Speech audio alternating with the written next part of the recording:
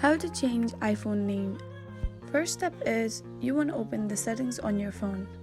Then you want to scroll a little bit and then tap on general. Then you want to tap on the first option, that is about. This is the place where you will have information about your phone. Now you want to tap on the name, and here you can edit the name of your iPhone. You can delete the name currently using by the iPhone and enter the name as you prefer. You can also add names using different symbols and different emojis. After you're done entering the name, you want to tap on done on the keyboard. And that is one way to do it. The other way to do it is you want to go to the home page of the settings, and then you want to scroll upwards. Then you want to tap on your Apple ID. After that, you want to tap on name, phone numbers, email. After that, you want to tap on the first option, which is name.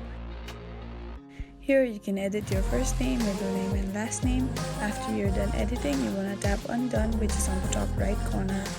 And this is how you can change iPhone name. I really hope this video helped you out. Thank you so much for watching till the end.